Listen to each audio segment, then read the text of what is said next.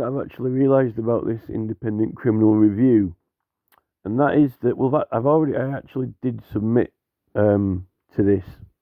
I submitted some information to this. I know other people actually who've submitted to it as well. But what I've realised in the wording of it, here what Leveson says is, I am pleased to contribute to the important tasks of seeking to address the very difficult, the real difficulties facing the criminal justice system, right? But it says facing the criminal justice system. It doesn't actually say the real difficulties facing the public, the people, in respect to the criminal justice system or the judges. It just says the criminal justice system itself. And I actually think the real difficulties are mainly the people, the citizens. Um, Even now, on what I wanted to say is that I don't really know what's happened to the justice system or if it's always been like this, because obviously I didn't encounter it until later on in my life, really. You know, I didn't encounter it growing up because I didn't have anything to do with it. And through most of my life, when I did have anything to do with it, it was only through like these minor driving incidents. What from reading the William Penn trial in the 1670s, which is actually well before the 1688 Bill of Rights as well, I don't think much has changed. I just don't know what it is with these courts. It's almost like you're gonna be found guilty on default unless you either find a very lot of money or literally beg, right? Not once have I ever been in with a legitimate, honest, and correct legal defence or material or even rights claim, and it ever actually been properly seriously entertained or applied. And now they've also got this common platform thing, which all the lawyers are on. They've got all the lawyers on this common platform. I don't know why they call it common platform. Why would you call something a common platform of all the words and terms under the sun, when ironically the main right which is being ignored and denied since at least 1985, it's been completely ignored since the Crown Prosecution Service, since it was created. It's to do with the House of Commons, okay? And, you know, people going out and protesting in the public, literally like the public platform, the public arena, and which has been totally disregarded and undermined. And I find it quite patronising that they called it this common platform. Now, the thing is that they're making most of these lawyers use this, but not once in the criminal procedure rules have I seen anything which says that you've got to use this common platform, or anything in the Magistrates Court Act, right? As just a citizen and all, or as a defendant, right? So, and traditionally and by law, there's actually nothing stopping you writing to a court, because you receive letters from the court by post, okay? You receive correspondence. Now, when you telephone a Crown Court up, in most instances you can speak to someone, but a Magistrates Court you can't telephone them now, so you can't even communicate properly by telephone to a Magistrates Court. There's this central telephone system, and it won't let anyone really. It won't even give out listing information. All the listing information is on this court serve platform, but only day by day, and then it disappears, and it doesn't appear until the actual day or a couple of days before. Now, the thing is that when you ring up telephone, they've got this central telephone service for the magistrates' courts now, they will not give any listing information, even though listing information is not protected. Listing information is not it's not it's not information which is protected or privileged in any way to the court, because it's information that the public have a legal right to have. Newspapers have access to it, and they've stopped. They won't give you it, but if you ring a Crown Court up, because a person answers at that court, they'll give you that information because it's not privileged. It's not legally privileged. Now, this magistrates' court system that's taken over, the staff have been groomed to and lied to, basically to withhold information, and they vehemently. Well, I think one time I actually got it, but it was just a rare occasion I got this guy. But since then, the staff and the people will not give this information. So you're gradually getting kind of like cut off or sectioned off from magistrates' courts. Now the thing is, another thing, that's just an example of how the staff are being trained and groomed, okay? And you through these William Prynne and Henry Broome books that I'm reading, the earlier English legal system, at least through the 1800s, was a lot like it is in America now, where you don't actually have to turn up. You can actually have an attorney turn up. If you're not going to turn up, you get an attorney, okay? And that's this is like members of Parliament. Members of Parliament can't be arrested or imprisoned, but you can take legal actions against them as long as they're not arrested or imprisoned. Now, that was before the 1688 Bill of Rights, but you can't actually, since the 1688 Bill of Rights, no courts can hear any matters that are to do with Parliament itself or procedures or proceedings in the Parliament. You can only bring an action against an MP if it is to do with them themselves.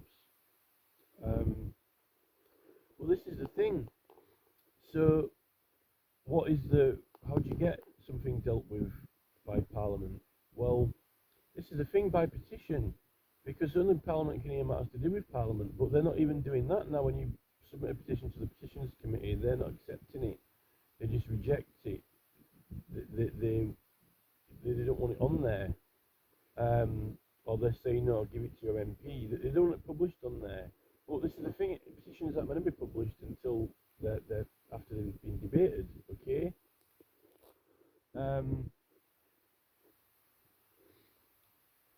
Now, you can use 38 degrees or change.org, but a lot of people do, and a lot of people get a lot of signatures.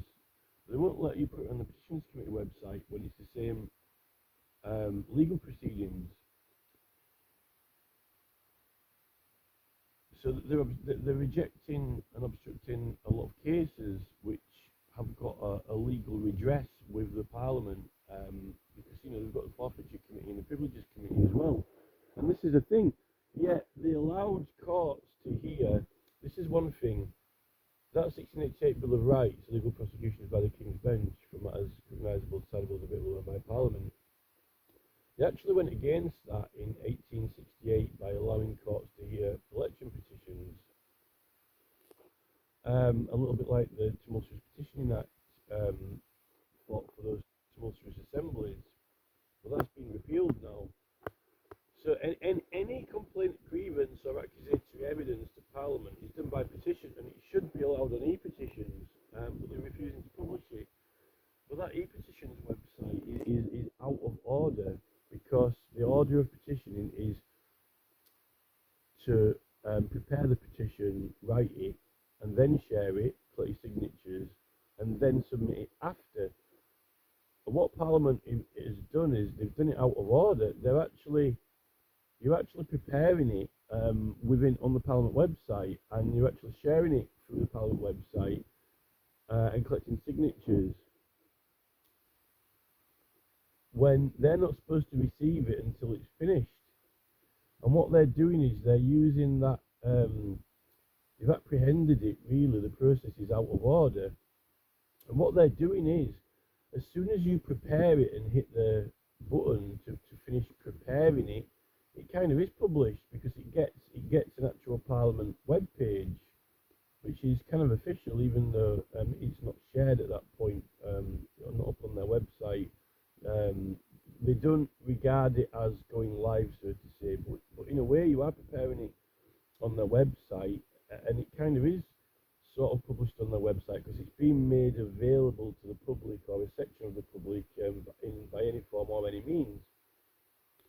So what they're doing is that they're kind of publishing a petition as soon as it's prepared, and then it's sort of quarantined. But this whole quarantine part of it,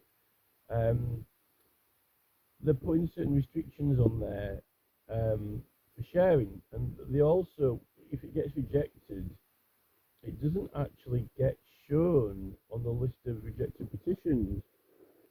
All this is actually out of order. And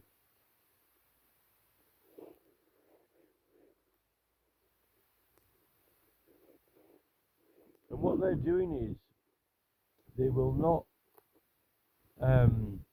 even though it's prepared, it's actually prepared and published on Parliament's website, but they won't grant any privileges to it.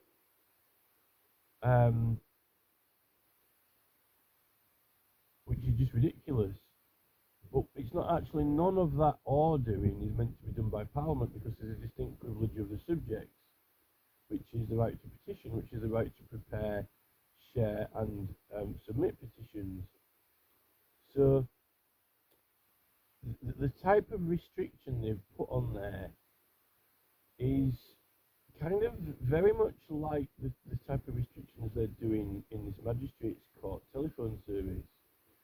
And with the magistrates court itself, what they're actually doing is the police and Crown Prosecution Service, when they decide to prosecute someone, even if it's a driving offence or whether it's a proper criminal charge or not, it's like people will get convicted by that process if they don't intervene.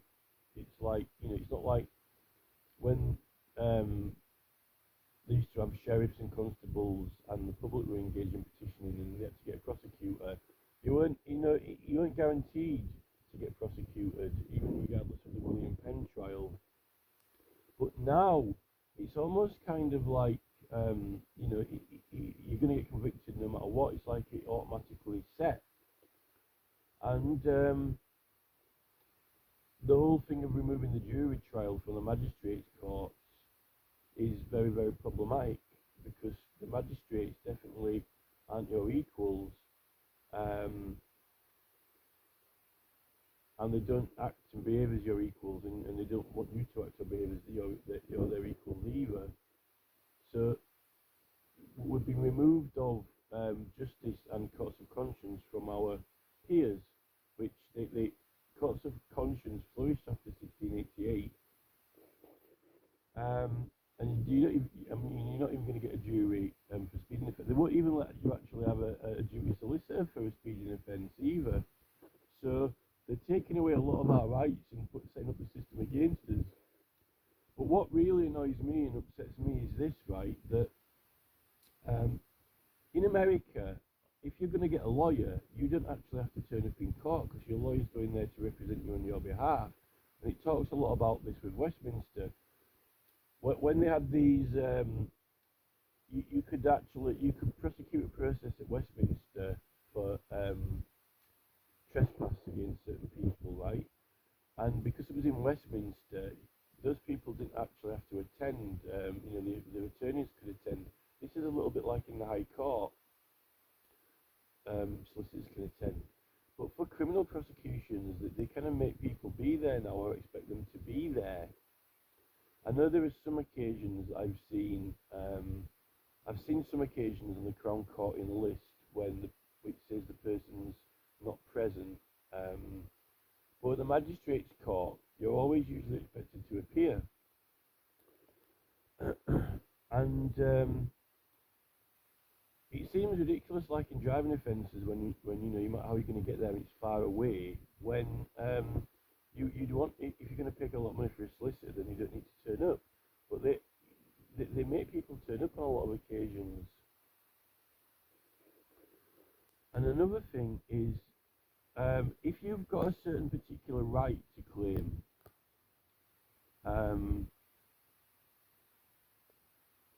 you should be able to claim it by post through the post, because the example for this is if you're ill. If you've got a doctor's note and you cannot get there, I know that those documents are recognised by the courts, and in many cases they're applied. This is a little bit like if you get a probation officer to go in if you've been ill. The probation officer goes in and they represent for you, right? But they don't do that with political rights, when political rights are meant to fall under the same processes and remit. And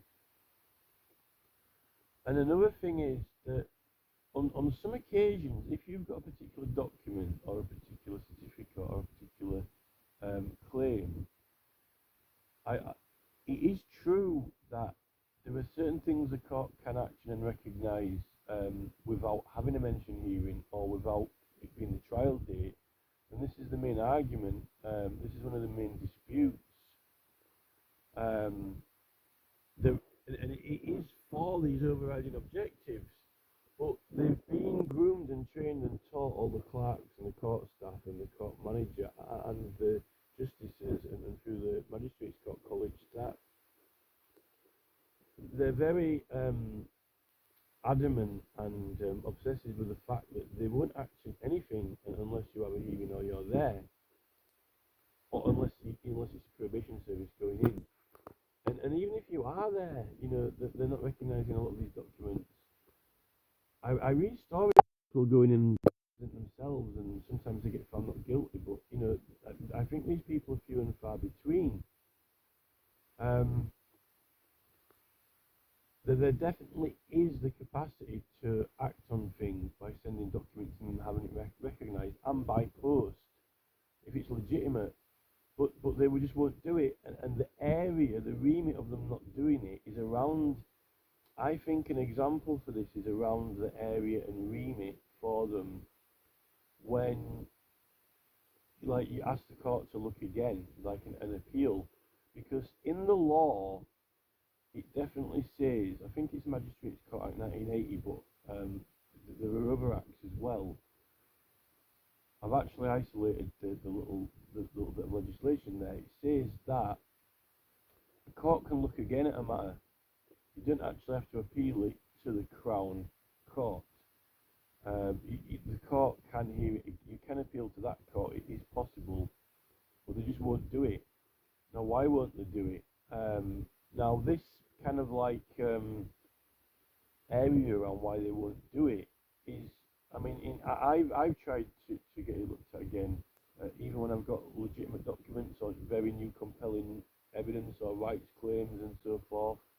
You know, like for example, this Henry Broome book, which I didn't have before, so you've got good reason to appeal with compelling proof of a rights claim. I mean, it's not even a defence either, and they just won't do it. So they're being they're too strong, you know, they're too adamant, and this also reflects on what they're doing to that magistrates court telephone service, because it's no big deal really. I mean, they publish the listings, they publish the name and the case number a couple of days before. Everyone can see it. If you ring a Crown Court up any day, usually if you've got the name and the date or some information where they know what you're talking about, they'll give you the case number. But this whole magistrates court system where you can't even get telephone through to the court now is just an example of all this new takeover. It's like a corporate takeover. It's very similar to, you know, shops and businesses being taken over by corporate entities and then putting these policies, you know. Now, sometimes you get a good policy like a return policy where if you go to B&Q, you can take a bag of screws back even if it's open or whatever sometimes. Or now that's when these new policies work in your behaviour, but they only do that at B&Q because the prices are so high and they're overcharging on so many things and they're making that much profit that they can afford to do it to keep people's custom. But this plays off bad when it comes to policy when it's not working in your favour. That's when a policy is working in your favour. For example, when you can just return anything. When it comes to challenging them on a policy, it's not the case that it's so easy to get a resolution. And that's when you really see when these new rigid frameworks and policies and so forth aren't a good idea. They're not common sense, that they don't give into logic or fact sometimes when people have been trained and groomed to these policies. So, I mean, just for an example, if you've got like a local shop which is like BP or something, and in the olden days, if you had a local shop and you were the shopkeeper and you had something that you wanted to sell or get rid of, you might put it in your shop. You might put it in his shop for you, just to help you out. If you're friendly with him. For example, when I used to collect those panini stickers that you put in the football albums, I can remember there used to be a shop called Lister's, and they used to take the stickers in that you'd collected and swap them. You put them in a swap thing, and you could go through the swap thing, and if anyone else had brought stickers in that you needed, you could look through them and then swap them for ones that you wanted that you didn't have. That's kind of like helping out customers, quite a loose kind of policy, But when it comes to things now, they just don't have this kind of like humanity, this human agreeability or negotiability to them at all. And I think that's the problem with courts. I know courts are a very serious place, but you're not guilty at that point. And a court's meant to be a mediator, unbiased.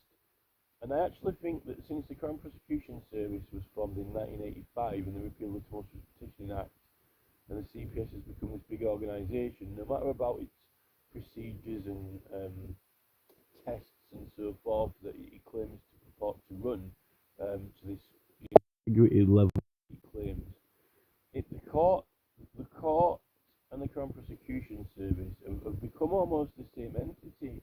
As far as I'm concerned, they claim they're not. All the Crown prosecutors have got rooms in the court, they've got their own room, they've got computers built into there, and it has become, they're becoming one, unlike the police. And the thing is, the court is meant to be independent and impartial, but it doesn't feel like it is. I don't think that it is. I think that the court and the Crown Prosecutor, it very much feels to a lot of people like it's the same entity. And I think that they do see themselves as the same entity in the way, because it's the Crown Prosecution Service, and then you've got the Crown Court, or you've got the Magistrates Court with the Crown emblem on it, and then the police have the Crown emblem, so it's like the Crown. But the court is meant to be impartial,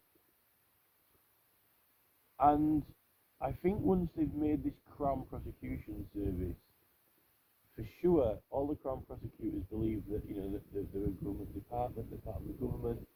The court is the judicial system is meant to be separate from Parliament, but they all think that they're the king's little servants basically, and the police as well.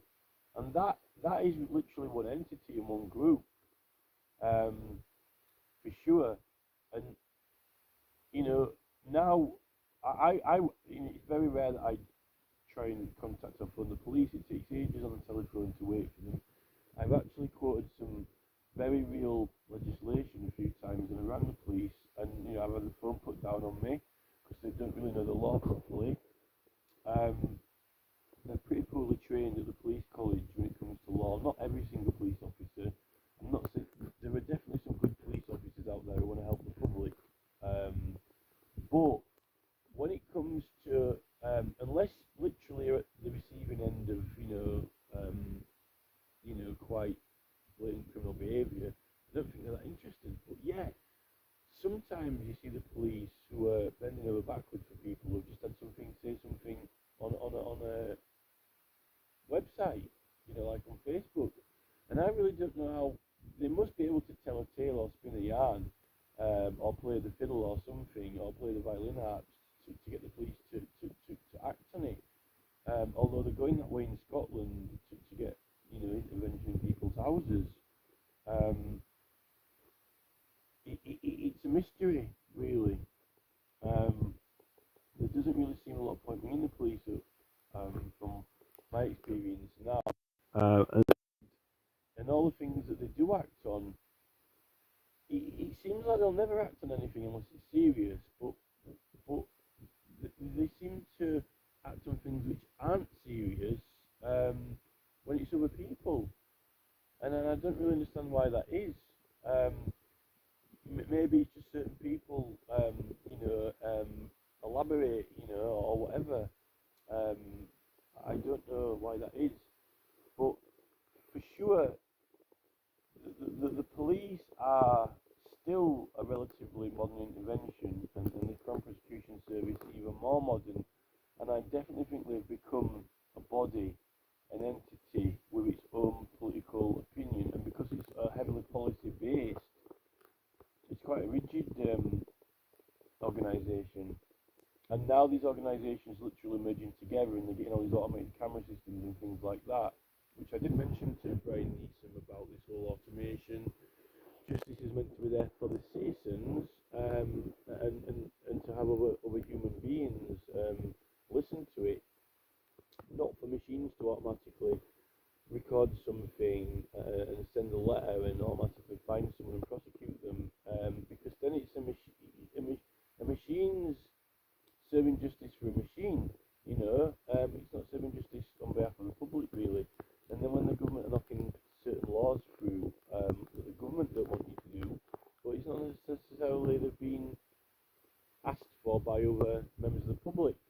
So the government are implementing things that they would like enforced and they would like people to comply with, and having machines enforce it.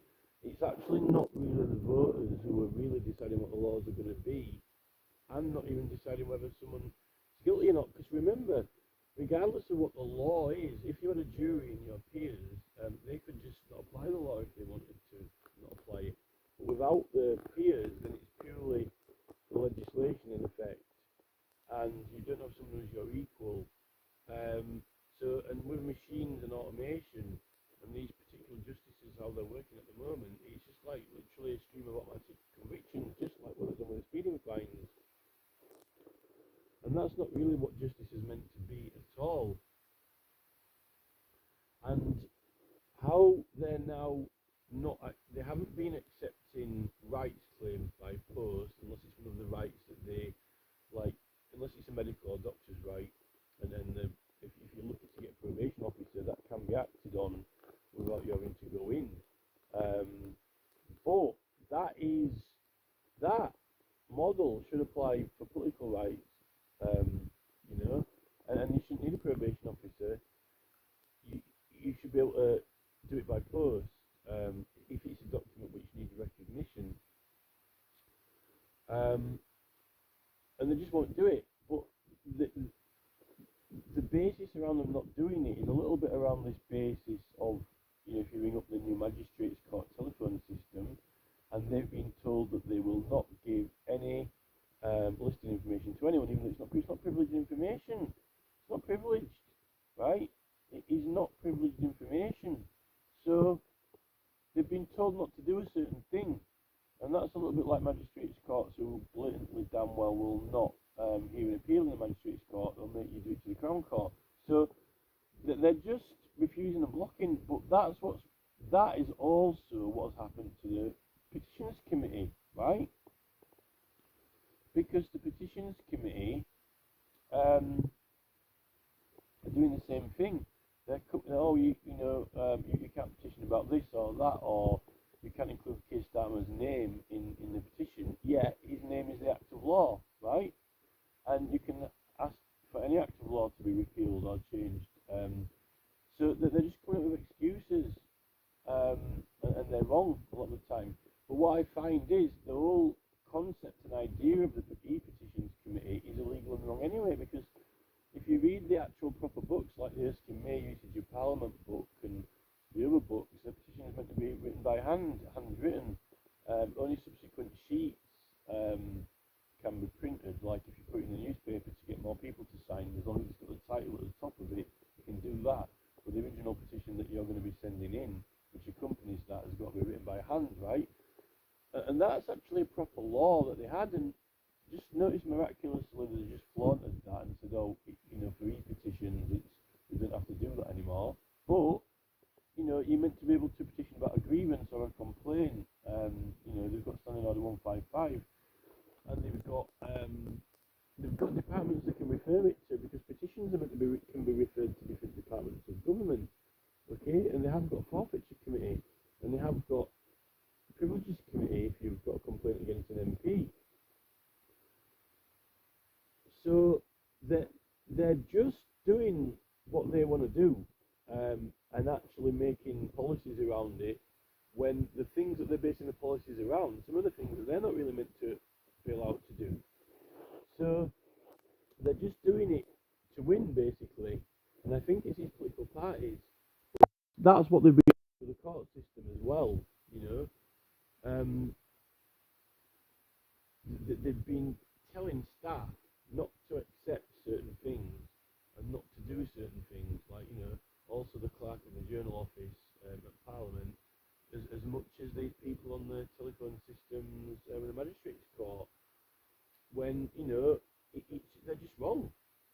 You ring up the Crown Court, you say, John Smith, on the 28th, can I have the case number? It's not privileged information. That's listing information that they publish on the website anyway. Okay? So it's the ordering of it.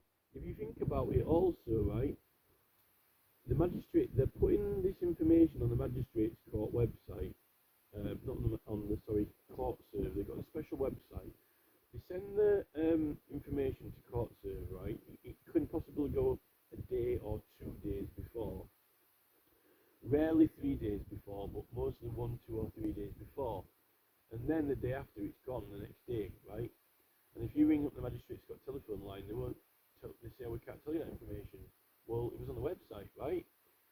Now that's just an example of this order, In Parliament, the Speaker shouts out, order, order, order, because everything's got to be in order, okay? The order of a petition is that you write it and create it, and then you have to tell people about it and get signatures. You are allowed to publish it in a newspaper, and then afterwards you've collected the signatures, then you hand it in and submit it. And apparently, there are certain criteria that Parliament can refuse it on, but that's the order. That's what the order is, okay? No matter whether they say, what's the point in collecting all the signatures? We're going to reject it anyway. Well, that's debatable, because if you've got a hell of a lot of people signing it, it's very compelling, and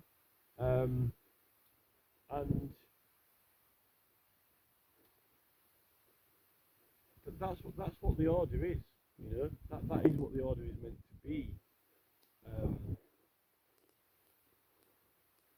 The order of court cases is meant to be that as people are listed in court, they get put on the list, okay, and then the list is there. It's on the desk. You should be able to look through that list, like page by page by page, in the court, as people's names are getting put on there, right? Just like if you're signing if you're going around and getting people to sign a petition, they can see, the other people who have signed it. It's just it's a matter of function. If you're walking around with a clipboard, they can see the other signatures on the page. Now, if you want to equate that to like CourtServe website, when certain listings are put for that day, then fair enough. I mean, you might not have the entire petition with you. You might just have like a few sheets with you, but they can still see the other signatures. And really, people, you know, by having it in the newspaper, people have got a right to know about it, and this is within the rights of the subjects. That's why that part of the petitioning is the right of the subjects. Um, you know, it is the right of the subjects, and this is the thing that all these big websites like 38 Degrees and Change.org have been letting people prepare petitions on their websites, but they've been keeping all the email addresses and information secret. But so secret that they don't even let the person see all the signatures who prepared the petition and created it. Well, it becomes their evidence, and it's all to do with. Then they come up with these policies that are like, data protection policies. Well, petitions are actually exempted from data protection because it's a privilege of Parliament. It's legally privileged. This is why other people have got the right to see, when you're walking around with it, they can see them on the sheet. But these big petition websites are obsessed with data protection. They don't want to get in any trouble. But what they're running is a petition website, okay? That's another thing, arguing with 38 Degrees. They also seized my evidence and seized my petition evidence, basically, that I'd written and put on there. But when they can't seize it because they're not Parliament, they aren't Parliament, and they can't make a decision or judgment, and they can't hear it. A court can't hear it. So if you went to a civil court, really, it's matters decidable only by Parliament. And another person can't take away your own personal. In fact, petitions which were rejected. In fact, I've just remembered this off the top of my head now. It says in the Erskine May book that petitions which are rejected or which don't conform are actually sent back to the person. Well, 38 Degrees aren't sending it back to you because they take it down. They won't let you. They won't let you access your own data on the website, even if they take it down from being published, which I don't really think they can. They're not even letting you log in and access it yourself, which, in Parliament, they actually returned it to you if they rejected it. So, but it's just all this little policy, all this policy thing. People who run and operate these websites, they're victims of this kind of like new policy-orientated country, right? But yet, Tony Blair was talking about freedom of information and visibility. Yet what we find is that they only wanted that in order to get us used to it and comfortable with it.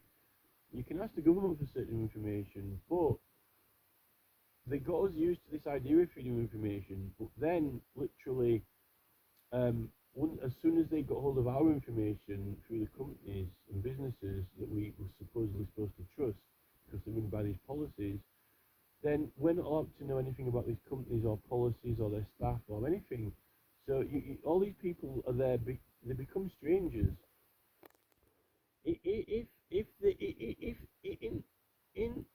In life, right? If you befriend someone or become friends with someone, right? You share things with them. So if they tell you, if you have the privilege of knowing certain things about them, they know certain things about you. Okay. That's what trust is between friends, okay? Now, with these big private corporate companies, they're not your friend, but Tony Blair's whole legacy of freedom of information made us think that we could just get any information we wanted from the government, but then they started to try and say certain information wasn't allowed on the internet, or they're taking information down, which is what Donald Trump's actually putting a stop to. And what actually these big companies are doing now is they've got absolutely every scrap of information about us, but they're strangers, and you can say, oh, it's Amazon, oh, it's it's a big company, it's Jeff Bezos, it's reputable, but Amazon ripped me off. They give me a free trial which I cancelled, and then they carried on taking the money. Other big companies as well seem to be a culprit for that. Just because it's a massive company and they've got loads of money, immediately I'm going to trust them, and then because supposedly they've got all these policies and the staff have got to comply with the policies, but I don't think that's the case. I actually think that these are strangers. if they're so trustworthy, then why don't they want us to know information about them? They want a monopoly on information. They don't really want us to know anything about them, but them to know everything about us, and even make money out of it and use it against us. And that is not a model like Tony Blair said, freedom of information, where the government, you can ask them for what they want. These big companies are not like that.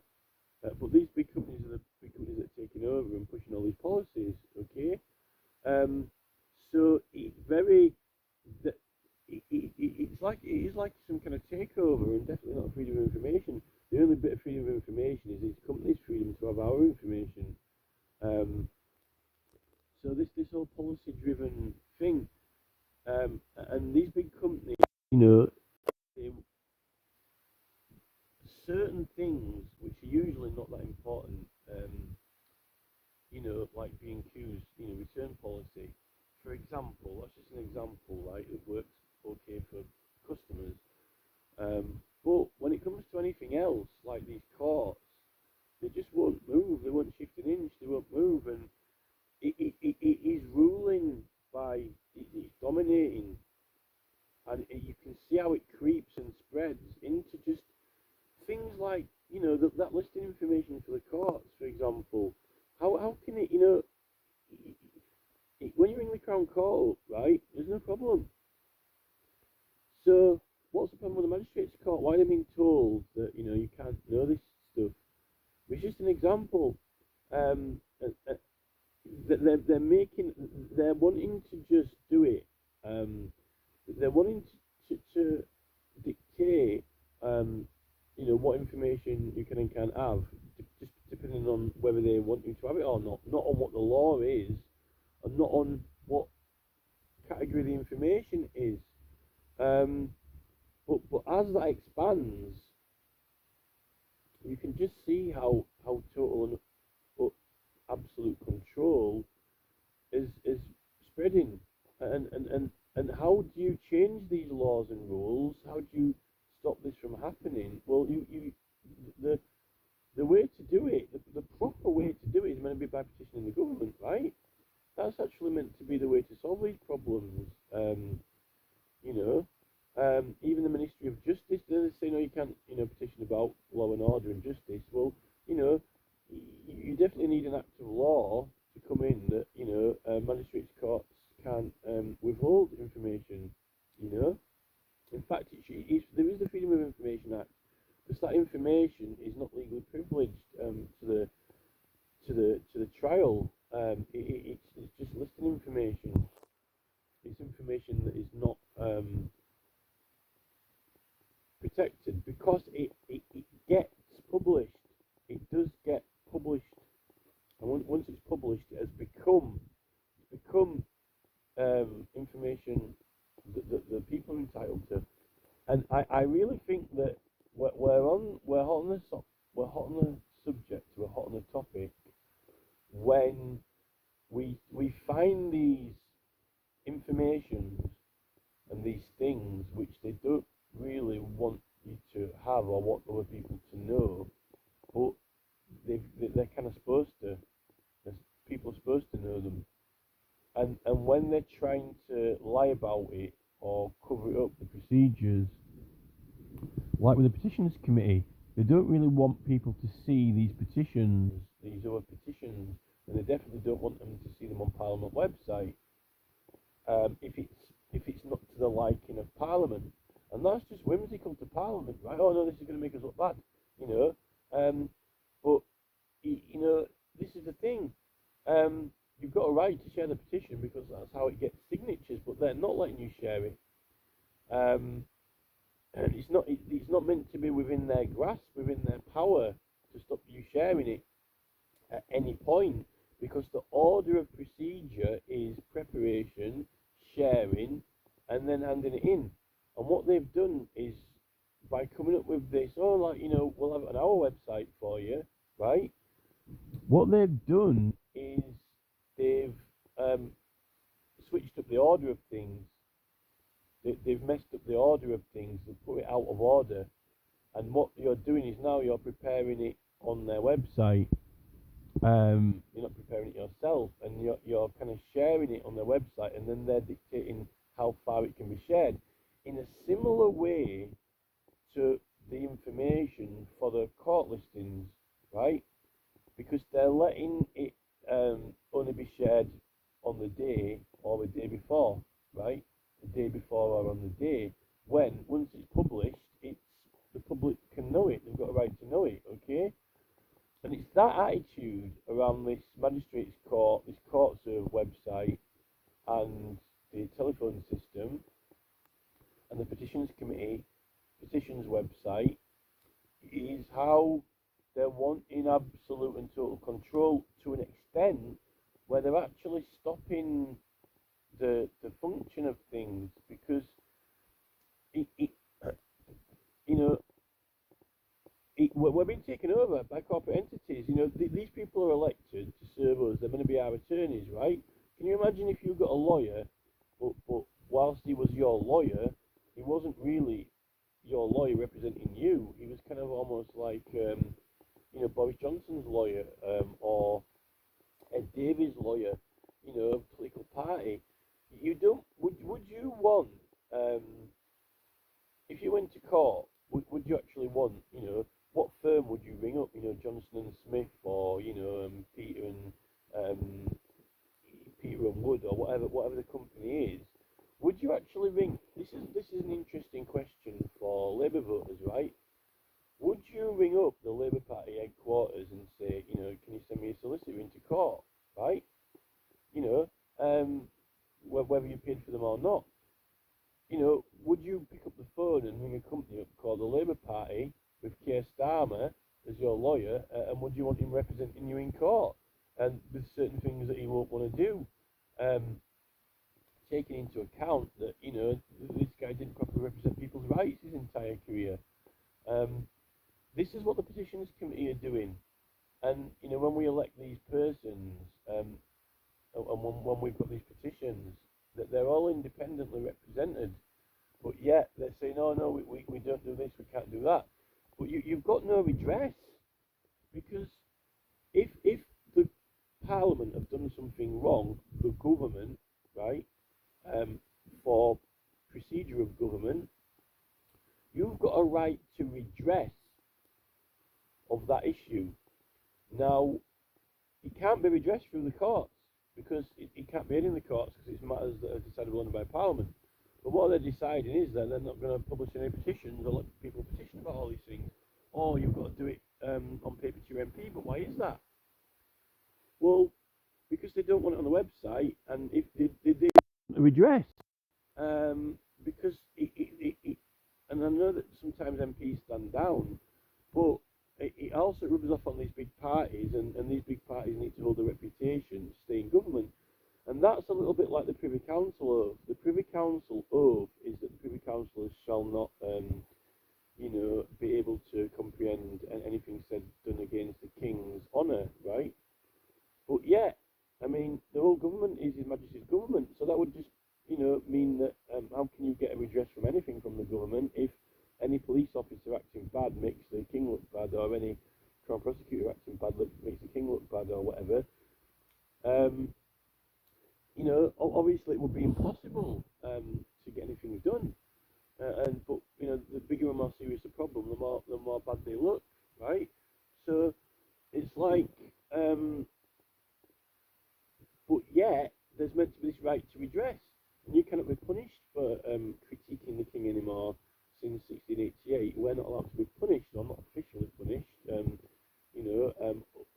Other than having bad luck coming your way, you're not meant to be punished through the court system or by the government for complaining against the King, right? Regardless of the Privy Council and their oath. But this is the thing: we don't seem to have redress through the e-petitions website. Yet there's the forfeiture committee, and there is the privileges committee, and you're entitled. If a court says they've been naughty, then they send the Speaker a letter, and then the Speaker has an election petition, right?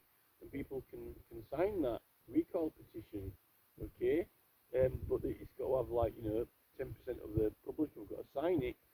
But that's official. But there are other ways and means to remove them just because you've got a grievance. This is the thing, and it accommodates for that in the Recall of MPs Act, right? Where if you've got a grievance, it can be by other means, which is petition. You know, you can go out of your way if you want to, if you've got a legitimate complaint, and get people to sign it to try and get an MP removed. And you know, they gave this figure 10%, but it had to be within a certain time. But you know, there's nothing in law stopping that from being on the normal e-petitions website because they're meant to be about any matter. And even through all these Erskine May books and all the rest of them, in Hansard, it says, you know, accusatory evidence. But then they say that, oh, you petition can't accuse anyone of anything, right? But you can't accuse anyone of it in the courts because the courts don't hear those matters, right? So it's just a self-defense mechanism, and one, the political parties are so big now, and they've got to hold their reputation up, that it's almost like they're the king, because this is why the king don't want to look bad, because it will affect the reputation of the king, right? And this is why, you know, the king therefore punishes people like in the government who have done wrong. But, you know, when it gets too wrong, no one wants to get anything done about it. So we're actually, when you can elect individual persons who are meant to be a human being, a person, to go into the government and represent other local people, and then parlay in Parliament, you know, like argue and debate matters of the country, that concept, that idea is okay. Obviously, the House of Lords, a lot of them were members of the church, you know, so that's an organisation in itself and an entity, right? But with these political parties now, and the whole, it wasn't, I don't think it was too bad when these political parties existed, but there was many different merchants, traders, business people. A lot of people petitioned the government about taxes, imports, things like that to do with their businesses. But now those businesses are all bought up and put under these policies of bigger groups that own them. It's very much like no members of the public get involved in petitions to do with business so much anymore. It's all lobbied. Lobbying has replaced the petitioning. And then you've got it where these companies are so big they're suing the government because they're having their future profits. No petitioner could do that. And I don't even know how they can do that because it's going to be legal prosecutions by the King's Bench for matters that are only decidable by Parliament, you know. So I don't know. Matt Kennard's investigated that whole area of law, and it's dubious. The whole area of law, it could potentially be illegal to that, unless they're saying it's some kind of redress, you know, because there is this basis where you can actually petition to the government for relief. I've complained to Jim Hara, right? I complained to Jim Hara that, you know, the taxes for petitions, and we haven't been getting proper tax relief for our small bodies, which is in the Value Added Tax Act. And, you know, when Tony Blair was running the number 10 Downing Street website and certain matters got referred to certain governmental departments or agencies by petition, that probably would have got referred to Sir Jim Hara. It would have got referred to Sir Jim Hara from number 10 Downing Street complaining about a petition about the tax relief, right? So it would have got sent to Hara. So I don't know why Hara's, you know, complaining about it, me complaining to him about it, because that's how it would have worked with the number 10 petition website. And I'm starting to wonder if some of these big companies are using this. There were certain poor laws where poor people could get relief, but they replaced it with certain tax claims and so forth. That's how they did it.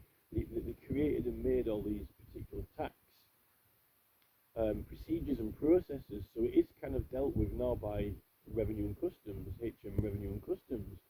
But those are the type of things that people petition to the government about.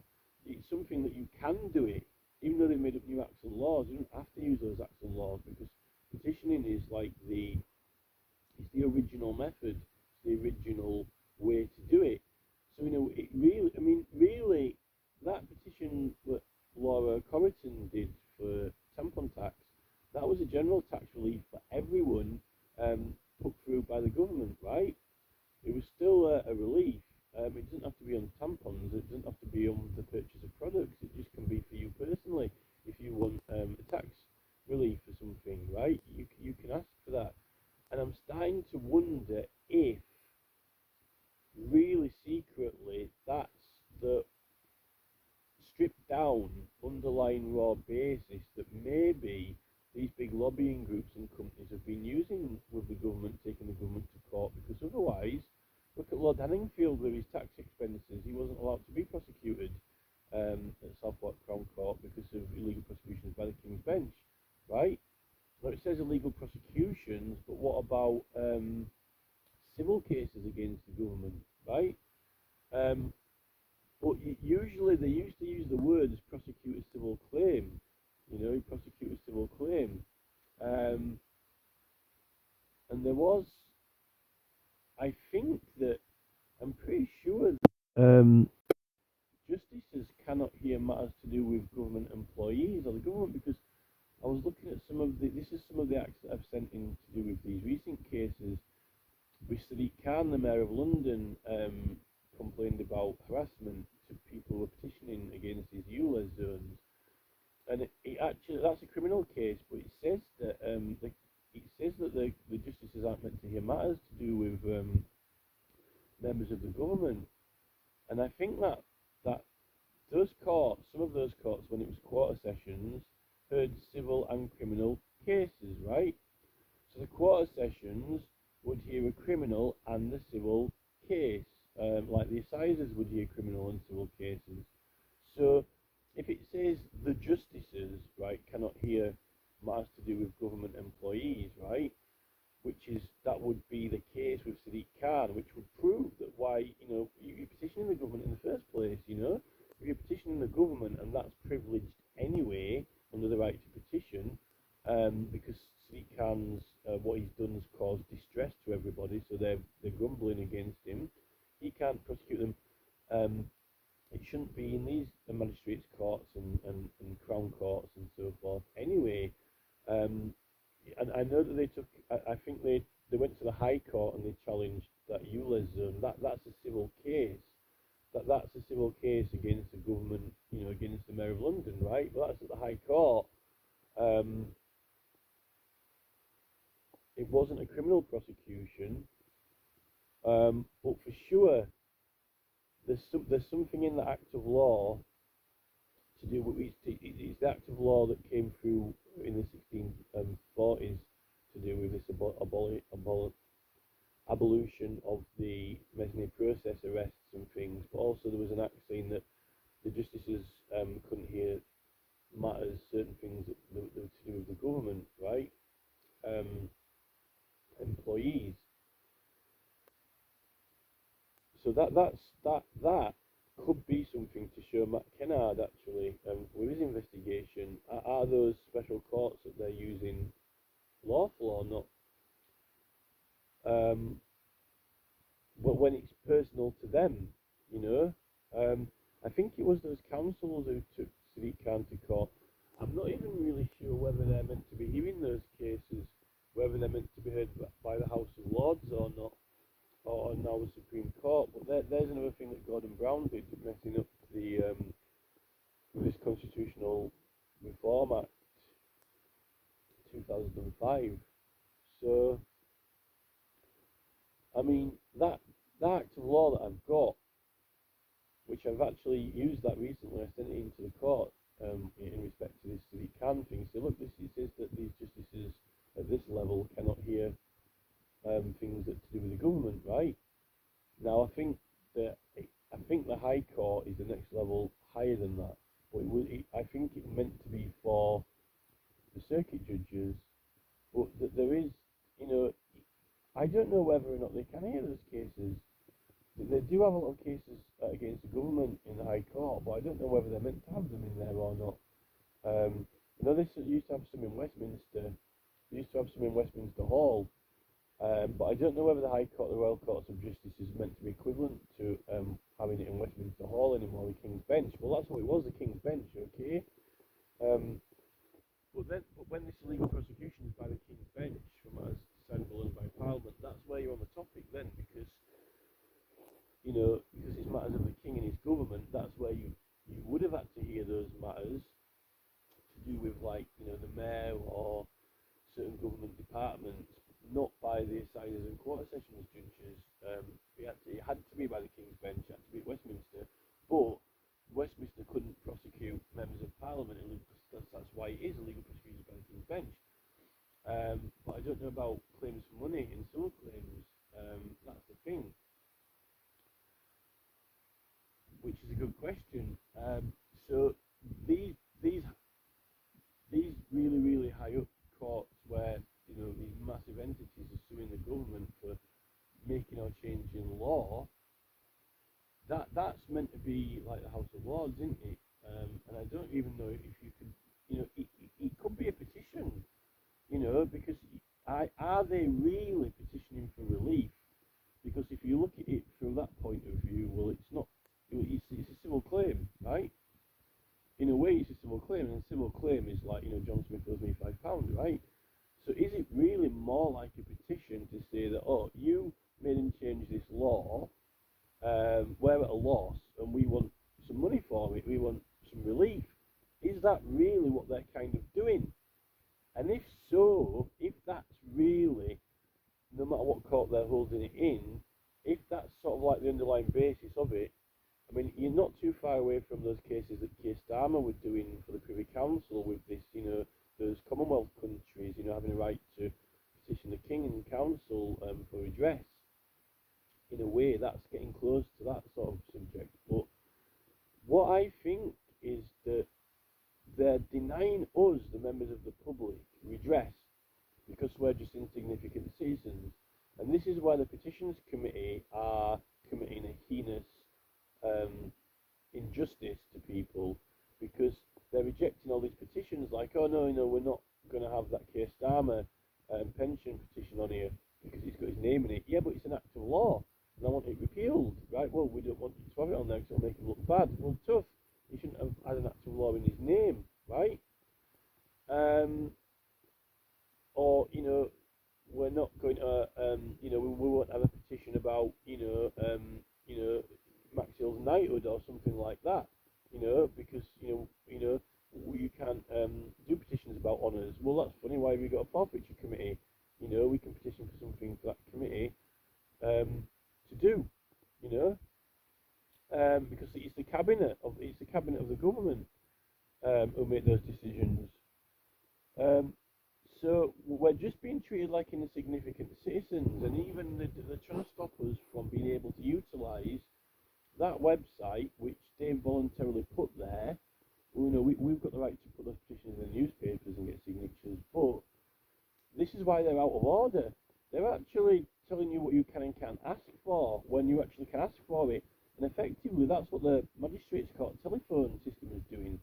It's saying you can't ask for a case number, even if you've got the name and the date, and it's already been published, previously been released to the public. We're not going to give you it. We can't give you it. That you got your finger on the button.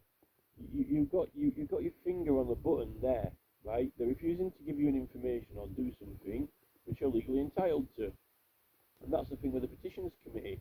They're refusing to put a Keir Starmer pensions petition on there to recall the act that's made especially for him, because it's got his name in it. When you've got a right to ask for that act instrument to be repealed, okay? And they don't want to do it. Just like you can ask for Keir Starmer's name to be removed, right? They don't want to do it, and they're telling them that you can't do it. You can ask for it, or on some occasions they say, oh, you can ask for it, but you've got to hand it into your MP. Well, what's that? Because it's 155 standing order. Well, these are public petitions over any matter.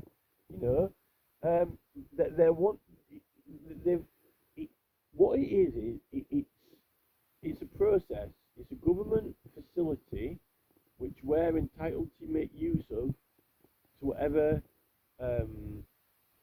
we're entitled to be creative with it and make use of it, and they are obstructing it. And that's just what they're doing with the court system, like for the case numbers when they've been published. It's like they want to unpublish them. You know, and this is a similar attitude to the phone book and the yellow pages now. No one really wants anyone to know their address yet. Everyone's address used to be in the phone book. It's a kind of attitude. It's not progress, is it? It's kind of like you'd have thought that, if it was that bad, they'd have never done it in the first place. It's a little bit like the policies of, fences around schools. Is that progress, or is it, going towards some kind of prison camp society, And this is the thing with the Liberal Democrats when they wanted to ban all free speech and ban open debate and ban argument and ban trying information against each other, arguing out what's the truth. And they wanted to be the decision makers and deciders on it. And that's why I think the Liberal Democrats have lost their way. And this is why Donald Trump won. That's kind of why Donald Trump won in a way, because, they were trying to tell people, what they're doing is they're making up the truth, what best suits them, or what's best to their advantage. And that's how a lot of these big, huge businesses have taken absolute control and domination. And that's why I think Donald Trump is kind of like, it's not really fair. It's not even fair business, is it? It's not really properly fair business when you're taking over companies and buying them out, and then you can afford to, and imposing all these policies, but not letting have people a proper free redress, even within businesses, let alone within government. It is a regime. It's definitely a regime, and it's definitely an idea which is kind of a military. It's a military way to run things, but just not using guns and just using executive orders. And I think that's why Donald Trump ended up, coming around really, because you don't want to be governed by a military regime, regardless of whether it's got guns and tanks and armed soldiers, or whether it's police officers with tasers and handcuffs and truncheons, but that's what's it becoming, because the police force have grown and grown and grown and grown and grown and grown and grown, and there's cameras everywhere, and now they come out and they actually really are the military against the people. And actually, I will say this as well, if I can, which is that one of the main arguments when the levelers were in, and I don't think William Prynne was a leveler, but William Prynne argued about all the military people were put around the country. The government sent out a lot of military personnel and soldiers, mariners around the country. I don't know where they all came from, but they started imposing that people had to put them up in their houses and lodgings, and but they were all under martial law, so you couldn't actually take them to court or prosecute them because they were all kind of like privileged under martial law. So they were making a lot of, I remember there wouldn't be as many houses back then. So if you think about the villages, like, Birmingham wouldn't have existed, like there would have been all these smaller villages like Bourneville and so forth, or whatever, Cadbury's Village, sorry, and so forth. It was smaller towns and villages, right? But they had these soldiers about. I don't know where they all came from, but they were complaining that there were people having to put them up in their houses and stuff like that. And if they did anything wrong, or if you got a complaint against them, it was like martial law. You couldn't get the local magistrate or constable to sort it out. Now, what I realised from that is this whole thing like in Scotland, where they've got these laws where you haven't got freedom of speech in your own house anymore. You can't say what you want in your own house, and the police can apparently, go on your computer, or I don't know whether it's remotely over the internet, or they can come into your house and take things, just because of what your own personal opinion on this or that, or what you've done and said, right? Now, I think you can actually, that you can, defend that or challenge that in a magistrate's court. But can you imagine if those police officers suddenly became soldiers, right? So if Police Scotland suddenly weren't just Police Scotland with tasers, truncheons, police cars, handcuffs, radios, CBs, backup vehicles, if they were kind of like more like the military police, and you couldn't get a redress, because you couldn't take them to court because they were all privileged. And that's really why the government doesn't want us to have our privileges in petitioning, because it gives us power. It gives us an immunity from being arrested or imprisoned in order to lawfully contest a case against the government or to the government without us being arrested by the police. And they've absolutely vehemently denied, undermined, ignored, and refused that right blatantly. Keir Starmer's not recognised it his entire life, right? When it was within his remit of area of law for human rights, and he didn't even really want to admit it as Prime Minister. And it's an important right. I mean, it was a very, very big deal for them to get rid of arrests for civil cases, arrests and imprisonments for mercenary process for civil actions. And really, those political cases are a civil action, but to Parliament, to the government, not to the courts. So it's your way to actually get redress from the government and hold maybe the police or the CPS or even the MPs themselves to account, but in Parliament, because it's your only resolution or redress for things mainly supposedly to do with the government, right? And the proper way to do it. And really, they don't want the people, the public, to be able to suddenly take up that right and become immune, become an immune force, because then they've got to put the picket line up, they've got to put the picket line up around, Parliament and use the whole military and police then to keep order, but without arrests, and then you've got a stalemate. But that's what it should be, because we are meant to elect this government, and we're meant to decide what the laws are. Even though the Labour Party and the Tories don't believe that, we're really, they think the parties come up with the laws, but it's meant to be us. And ultimately, that is what the standoff with democracy is. But what I think they've been slowly doing is they undermine that right, so that right didn't even exist, right? They didn't want to acknowledge or recognise it, and then slowly but surely they've been taking over and buying everything up, buying everything out, getting information on us in our own homes, putting these stringent policies in place. Also with the government, with our legal cases, when legal's a way to get things sorted out, and if you can't get case numbers on legal things, or if you can't have documents and legal claims acknowledged by a court when you send them in, when it's meant to be immediately recognised, or if you have to be in a court far away and you get a lawyer to represent you, but you have to go in, it invades the point of getting a lawyer to go in and represent you, if it's far away, so you don't have to go there, things like that, putting you at a disadvantage of the legal system. And then they're slowly starting to listen to us in our houses and decide what we can and can't say in the houses, and then and they've got a proper Crown Prosecution Service and police force in place, and the courts and CPS are all literally like might as well be one body.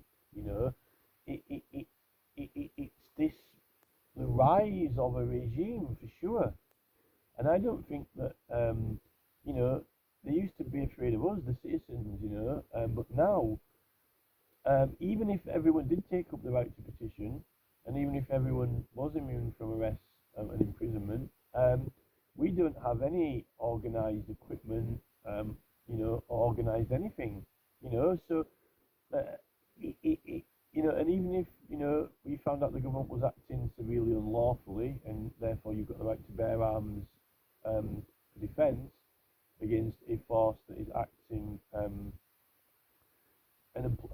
employed force, right? Then at least it's 50-50, it's stalemate.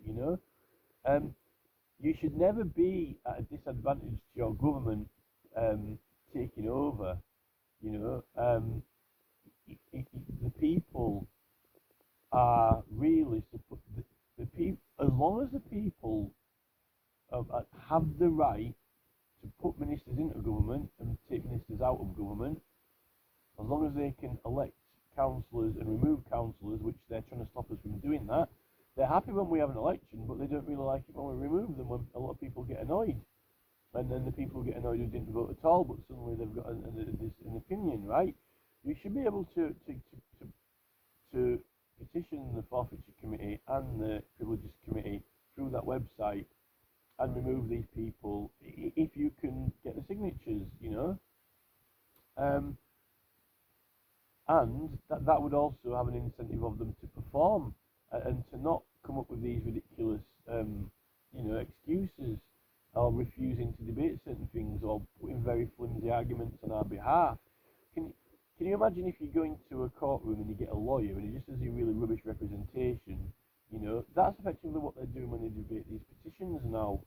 They're not getting the best evidence possible.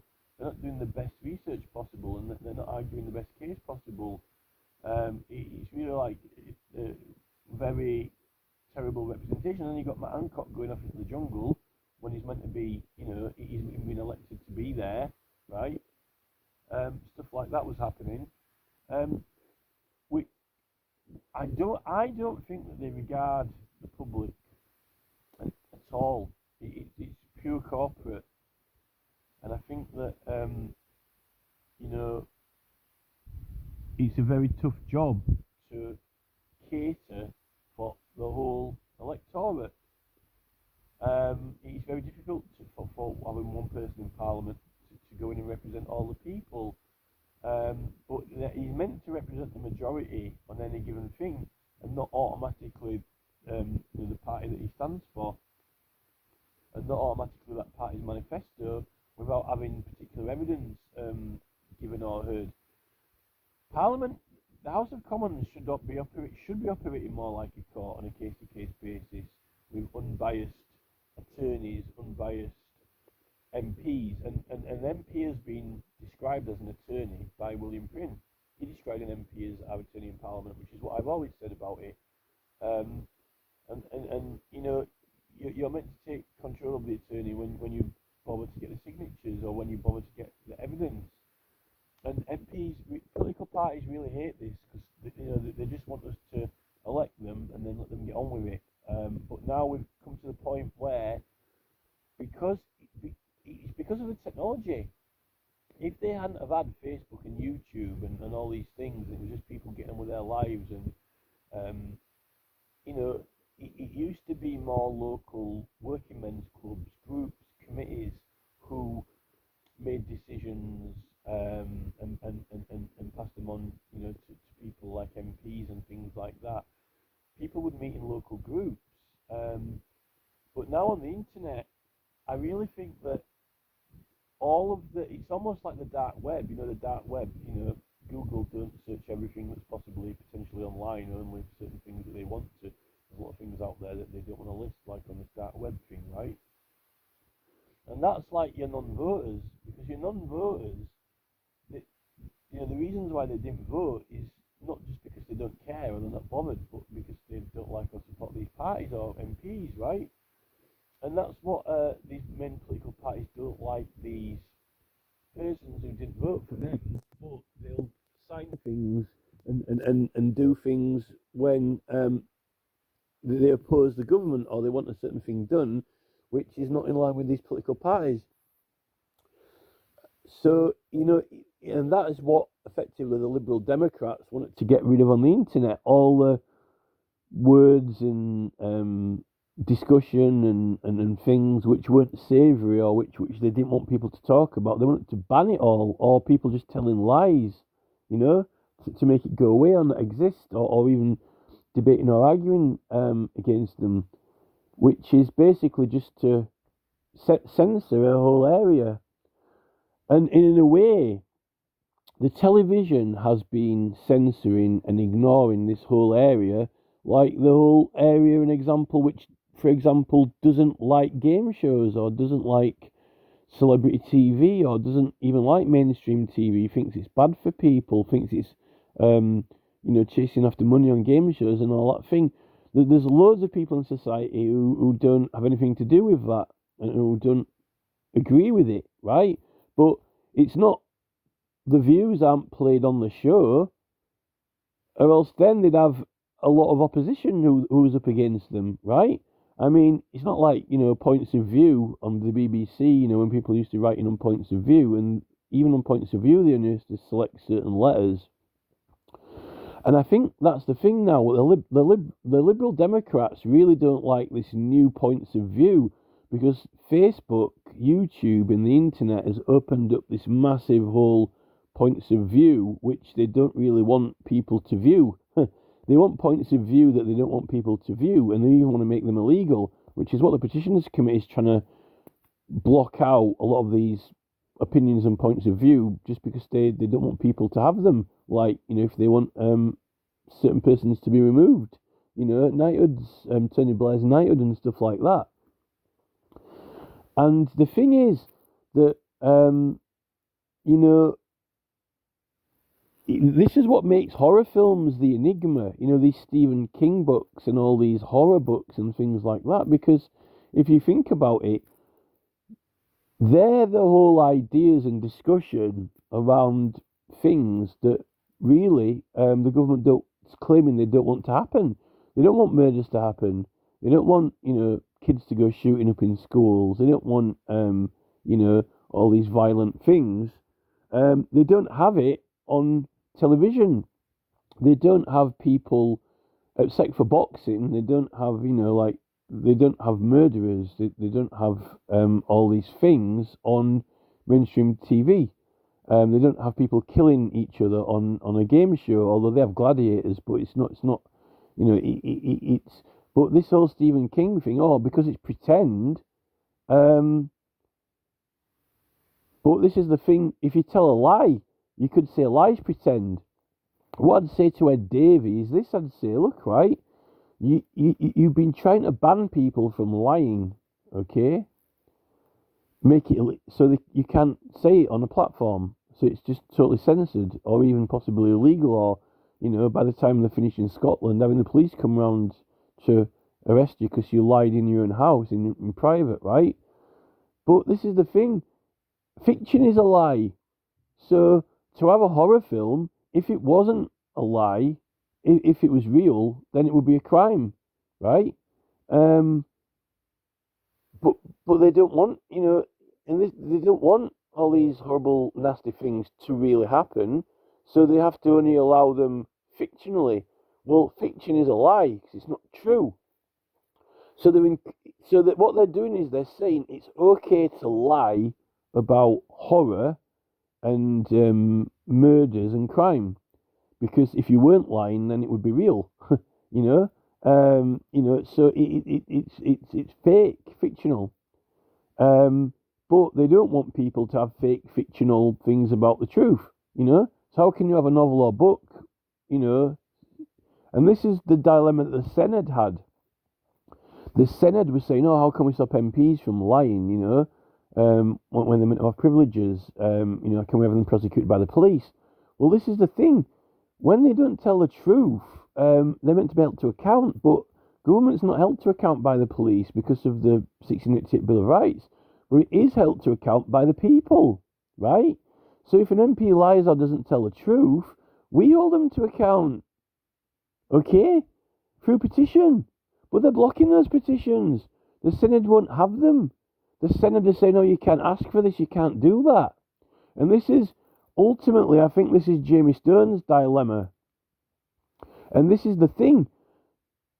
The government want to use the courts against us when we've done something wrong.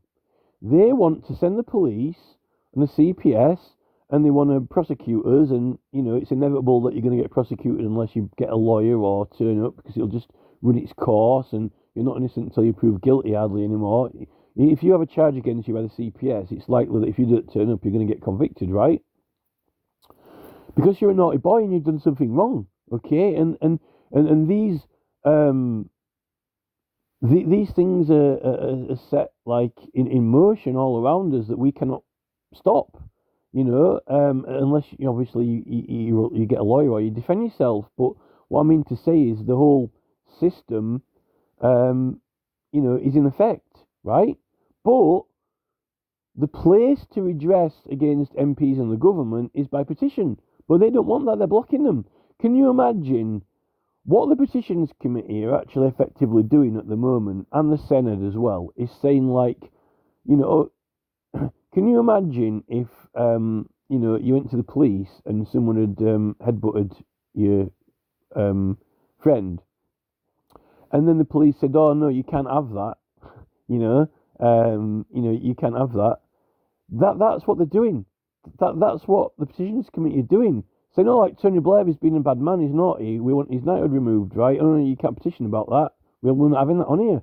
It's just like saying, someone headbutted my friend, and the police say, no, oh, you can't have that, we're not investigating it. That's it. And they don't realise they're doing it. But that is the place for the redress of these things. That's where you redress them, because they can't be redressed in the court because it's illegal. And that is ultimately what the Senedd, this is the intelligence of the Senedd, of Welsh ministers. They effectively said, oh, we wish we could somehow get the police involved when their members do something illegal or lie. But they've been blocking us from doing a petition about it. Why do they want the police to sort it out? The whole point of having the Bill of Rights is that the police and courts don't get involved in the making of the law. The people do. Now, the people are supposed to put the complaint into the Senedd or to Parliament about anything to do with the government, including the behaviour of the MPs, which is what the Senedd can't get their head around. And what they're actually doing is preventing and blocking anything getting done. But why? Because, it'll make the party look bad or make the MPs look bad. But they're happy. But what the Senedd is saying is, let the police sort it out.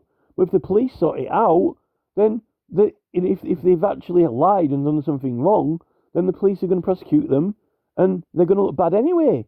So what's the difference between us doing it by the petition? It's like they're saying, you want to do it with your left hand, but not your right hand. It's ridiculous.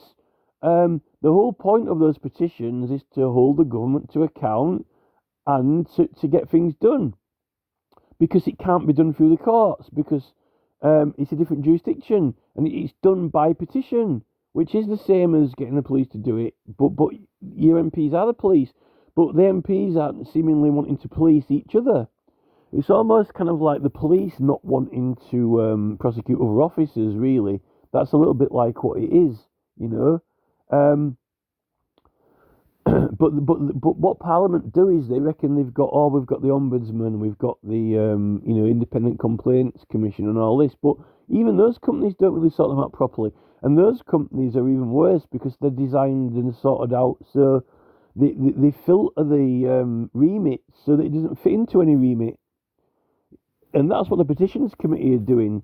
They're trying to make it so it's not in their remit when it is in their remit. And really, you should only be going to the Parliamentary and Health Service Ombudsman if you didn't manage to get a redress through the Petitions Committee. But they're not even letting you try to get a redress through the Petitions Committee. And they're not accepting these petitions, just like the courts aren't accepting our rights claims and documents when we send them in through the post. And just like when you ring up, they won't even give you any numbers, any case numbers. When I think even the Judicial Conduct Investigations Office was under Freedom of Information, and that listing information gets published, so that's definitely under Freedom of Information. So I really don't know what that Magistrates Court telephone service was playing at. That is a prime example of complete and utter fascism, and just very bad training, lies. It's the worst. That magistrates court telephone system is the worst of government because it's blatantly lying to you. They've been totally groomed not to comply, and it's something that they've just been giving the information out, which has been released.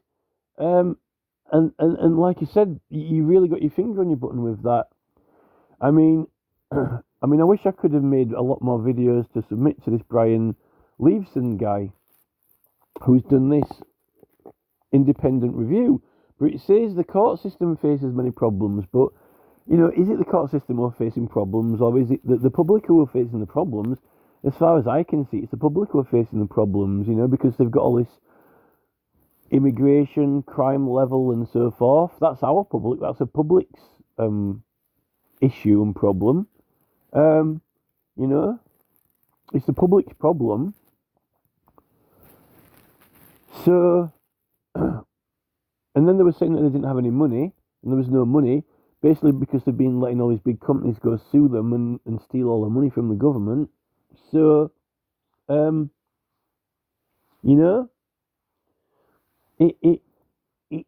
people get into these positions in government, and when these regimes take over within governments and business, they just take absolute control. But they reckon, it's for better operation and better running. When you've got policies, we've got to get staff to behave, and we've got to get some uniformity and so forth. But that's never a reason to get rid of common sense. It's never a reason to get rid of negotiation or debate, and it's never a reason to get rid of, humanity. And when it comes to these fully full and automated prosecution regimes, which they're bringing in, and total surveillance by machines, you've got to remember why the law's there. The law's meant to be for the citizens, and it's meant to be by the citizens. Not once you remove the citizens, and then you have these the magistrate really is the ultimate betrayal of the people. The modern magistrate, although you could see that it was happening in the 1670s with William Penn. He's getting intimidated by the recorder and magistrate. They're threatening him. Threatening to put their mark on him, or even possibly even threatening to mutilate him or whatever. Yet he was saved by the jury, and you got a right to that jury. And I think that William Penn trial, even more than this right of the jurors, it highlights these characters, like these magistrates, sit down, stand up, this honour system where, there's no doubt that, these people have got an important job to do, but they're only really meant to be facilitators, and they're meant to be the law. And when it comes to getting rid of the jury and completely scrapping the jury, you're not getting a judgment by your equals anymore. And it actually, in that law, in that legislation, it says they can only be committed by the judgment of your peers or the law of the land. It doesn't say by some superior person. It says the law of the land. Now, the law of the land is actually the legislation, the law. It's not a sheriff. The sheriff isn't the law. Maybe like Judge Dredd was wrong when he come up with that thing like I am the law or whatever. The magistrate himself making a decision himself instead of a jury is not having judgment by your peers. Having the law of the land applied is usually a particular right which a jury doesn't have a decision in, because it's got to be complied with, like overriding objectives. Overriding objectives are the law of the land, right? So a jury's not even going to have an opinion. You're not going to get judgment from your peers when the law of the land says that you can't have judgment from your peers, because or if there's some sort of medical right applied automatically by law. That's not a magistrate himself making a decision in the place of a jury. That is a magistrate applying a legislation or applying a legal effect, which must be applied or has to be applied. And I think what we've got mixed up with these magistrates since the 1800s is that when there's a decision that would have been made by a jury, you're getting it made by a magistrate who is not your equal, right? And that is not having the law of the land or the judgment of your peers. That is having a person who is not your equal judge you, trying to make out that he's your equal, but he's not, and not treating you like your peers would. And he's trying to make out that he can do that because it's not judgment of peers, it's law of land. But not law of land judged by a magistrate, not in replacement of a jury, I don't think. They've said that the whole time that they can decide not to have a jury, but you're really supposed to have them. And I think in the cases where you don't have them, usually would be when you don't need them, when it's not required. Particularly, you don't have a jury if someone's pleaded guilty, that's for sure. But when it comes to legal matters and legal rights, you need a judge there to apply. The judge is meant to apply law. So there's two different things going on with a judge. They're applying law and recognising law, which is that's the main issue I've got, which is when you send it in through the post, they blatantly won't apply it and they blatantly won't recognise it when it can be recognised by post without being on this stupid common platform, without having to get a very expensive lawyer, without having to mess around with this common platform representation. You can send an effective document into a court and it's meant to be applied and recognised, particularly if it's not part of a defence or trial. And they're just not doing that.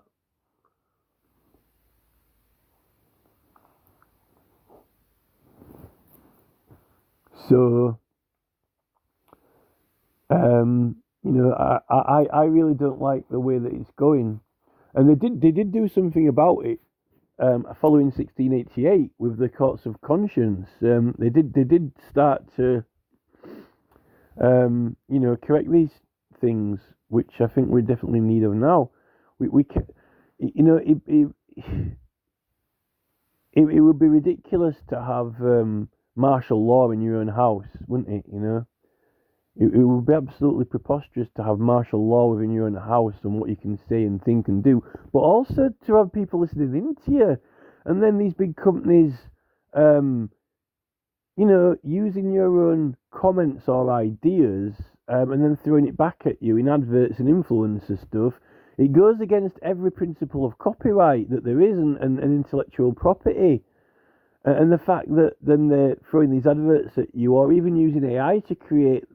I mean, the way that they're going, when you can have AI can throw something together, this whole AI and AI image generation, I'm starting to think that the implementation speed they've got currently with Google Ads, I think that the way they're going with AI and Google Ads is that you could say something in your room to your friend. This is what Robert F. Kennedy Jr. was talking about, when he's with his wife and, there's all these, dental adverts coming on his phone when he's talking about things with his wife or whatever, right? If it gets to the point where you're in your own house with your family and something's said or done, right, or even you come up with an idea for your own product or business, and then your phone immediately hears you, like Google, and then Google Ads have got a new AI program where, I don't know, Jeff Bezos has got an Amazon advert where it just listens to what you said and then instantly uses AI to come up with a picture, a short film clip, which uses everything you just said and heard, and then makes a pitch to you for a product and goes, "Hey, not bad, Mr. Smith. I like your new business idea for that new secret Coca-Cola recipe. It's it's a damn good idea, like that. Um, and it itself actually includes part of the idea because it just heard you say it. You've really Bezos at that point. He's going against everything that these companies preached. These companies have taken people to court over copying ideas, copying theme tunes, copyright, things like that. Look at Ashcroft, and Jagger with that Bittersweet Symphony tune, right? Everything that they lobbied for in government to get made into law for copyright to protect their products, and everything that they used in the courts and sued people for massive amounts of money over copyright and intellectual property, they are then literally saying that those laws are nothing. Those laws are for us, right? For you and me, right? Those laws are nothing, like dirt. We're like peanuts. We're like a shit flick. Nothing, right? And that means there is no law for copyright. And this is what like Mark Zuckerberg's been sort of working in and working on all those type of things. That what they're doing is like Tony Blair, right? Freedom of information, but basically Tony Blair, freedom of the elite to have information. And in order to get it, we'll soften you up a little bit, and then by the time we're finished with you, we've got all these fully automated surveillance network around the whole planet, and they're even using your own witty comments against you, and even your own business ideas that you come up with on the spur of the moment, and that has got massive implications for health and private medical things. The whole framework of that is literally like the Empire and Star Wars, it's just total treating the citizens like they're a product, basically, like, they don't have any rights.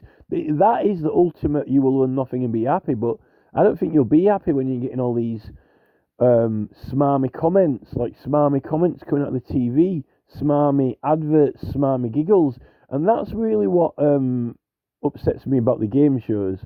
And this is how the game show intellectual part ties into it, from my opinion. Their statement is this: you'll have nothing and be happy, right? Or you'll own nothing and be happy, right? But if you're not happy, they're trying to make out that you're happy because, like, everything, you like everything that they're doing, but people don't like what they're doing. That's the thing. And when you're not happy, you don't like game shows. You don't like people showing off. You don't like all these cheering audiences because you haven't got anything happy to be about.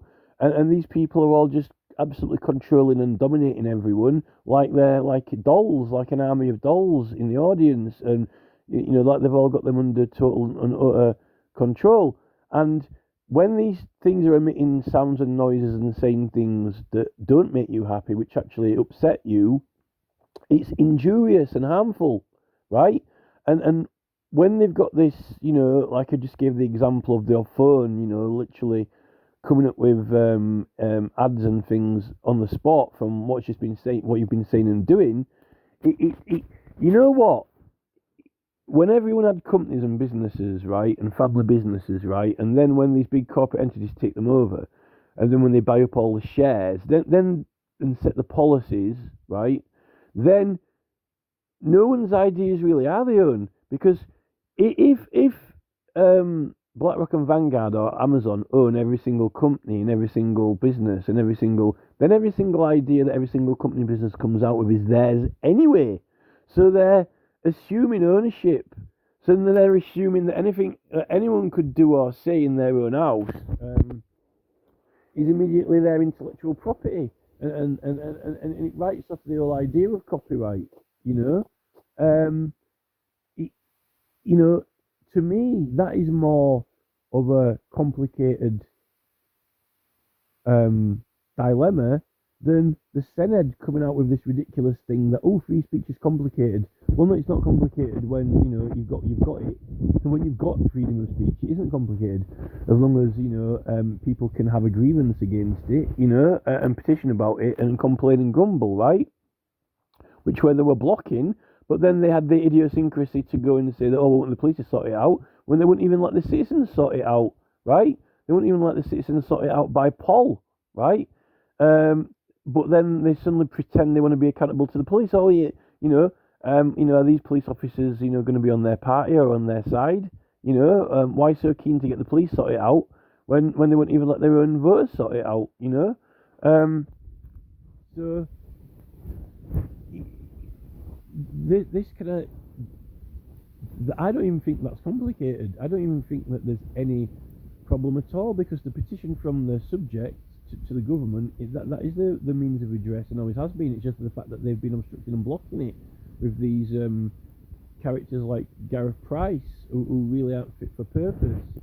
In Gareth Price is the government version of these people in these magistrates' court telephone answering services. Won't tell you the case number when it's already been published. It's not privileged information. So where are we going to end up with all this? Because already they're doing a lot of things that I really don't like and I'm not happy about. And all what seems to be happening, while many citizens are distressed, upset, there's lots of things going on that people are actively campaigning about, and meanwhile the television is just kind of laughing along with it and just having a ball of a time. It's almost kind of like, I don't really know what they're doing in Ukraine with the war, but I know here when they had the pandemic, all the TV studios had to do it from home, although they didn't shut them down. But I think when I read about it, there's been some strikes, some ITV strikes, and I think there was some ITV strikes when the TV station was actually down for a few months. I read about that. I think there was one in the 1980s. One of them occurred on one of the Doctor Who series as well, when that was released. So there's actually been a time in the past where the TV stations have gone on strike when it was to do with money. I wish we could have things like that happen now, but I don't think they're gonna, because firstly, I don't think they've got any. These companies are fleecing us that much, and they're making that much excess out of us all that they're not short of money now. In fact, they're throwing and wasting money on stupid adverts that we've got to listen to and can't get away from. That they're definitely not underpaying certain staff. The closest we've got is when all these people had to broadcast from home. They still broadcast, but they just did it from home. I think that's the best thing that's happened. I think that's probably one of the greatest things that's ever happened. Actually forcing these people to not go into these studios. But I still can't remember those TV stations not being on when they were on strike when I was little. Probably because I didn't notice if there was another station on. But the thing is that with Zelensky in Ukraine, I don't really know how they've been doing it while the war's been on, because he himself was a comedian. So, I don't know if they've just been using Zelensky as a model for you can have death and war and people dying and make it into some kind of comedy, like some kind of Fawlty Towers sketch or some sort of Benny Hill Show sketch or something like that, where they actually really are blowing each other up, but they've managed to have a comedian in charge of their whole country. And I don't know if they've still got, game shows and entertainment.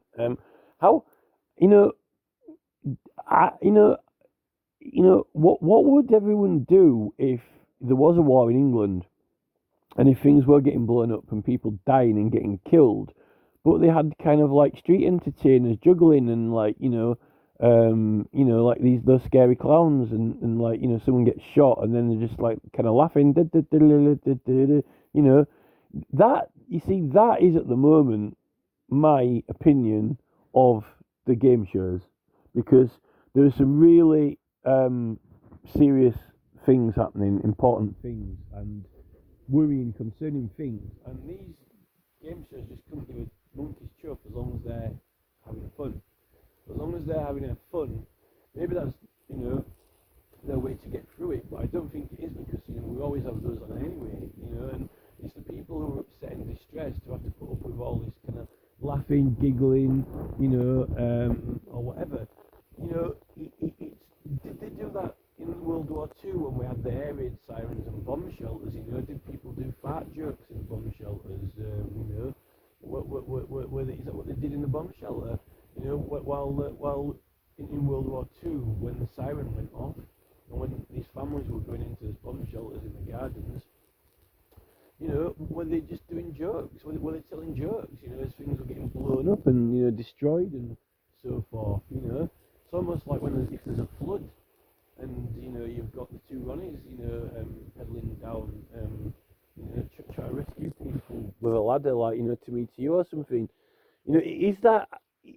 I didn't know Zelensky was a comedian, but, you know, if the entertainment sector, if the TV stations, producers, bosses at the TV stations, and the whole sector, the whole industry, all the producers and the directors, if they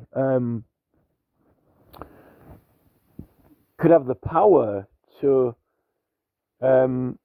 you know, when people are really getting killed and dying, make it into a comedy and just laugh it off as entertainment. You know, at what point is that very sinister? Like on some really that's the making of villains in movies. You know, that's what villains do in films. You know, like the Joker.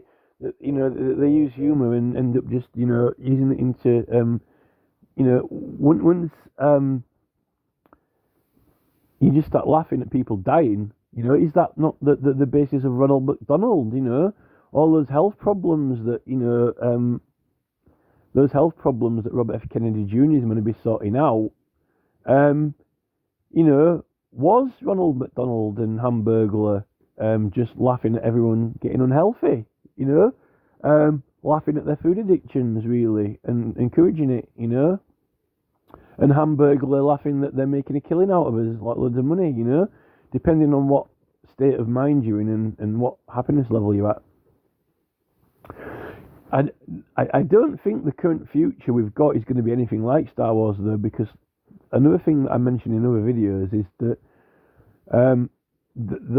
you know, the last thing that this current government and innovation and technology department are going to allow to happen is like on Return of the Jedi, you know, when they got those speed bikes and then, you know, people just, you know, hop on them, and, you know, the Empire have got their own machines, and then the rebels just come along and hop on them and, you know, all this fingerprinted access, you know, you can't even know, you know, you can't even get in and out of a car anymore without someone having to take a child lock off it, stuff like that. You know, like security access and all this, like you can't get in and out of a shop, you know. I think the Lib Dems, you see, this whole 15-minute city model, they were even probably trying to take it so that all this 15-minute city restriction, travel limits, they didn't even want certain people to be allowed to go in certain shops, you know. This is what the Big Brother watch are complaining about, all this facial recognition, when certain people aren't allowed in certain shops or to walk on certain streets if they are recognised, and that whole thing,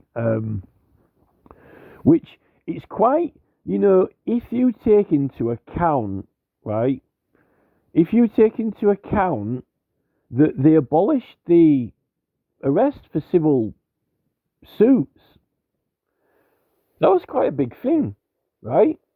So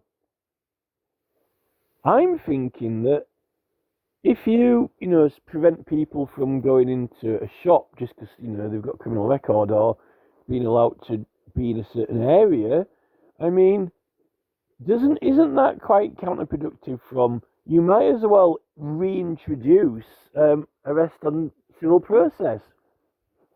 But notice that the arrest on the civil process is usually citizen versus citizen, right? So it's kind of like, Mr. Johnson has Mr. Smith arrested. And that's why there was parliamentary privilege, because they didn't want members of the public, if their MP owed them money, going in and arresting them while they were meant to be in Parliament, right? And with parliamentary privilege, you can't do that. So notice now that all the MPs are protected by parliamentary privilege, and notice that all the big companies and all the big entities, all the big corporations and big, companies, who can afford to sue them? Because no one's got any money, and with the cost of living going up and the cost of groceries, no one can afford lawyers anymore. Hardly anyone can afford lawyers unless you've got some kind of GoFundMe group or something like that, right? So no one can afford to sue these big companies or the corporate people, right? So who would need to arrest on Mezi process? They're privileged enough to be out of the price range of people, let alone you getting the police to arrest them if any of them owed you some money, right? Even if any of those corporate companies owed you some money to like, Jeff Bezos doesn't want his, Jeff Bezos wouldn't want his, secretary to be arrested on messing the process because she owed someone else some money. But these people are on that much money that they probably wouldn't be in debt and wouldn't owe anyone any money ever. But then again, I think one of the king's hat maker, the king's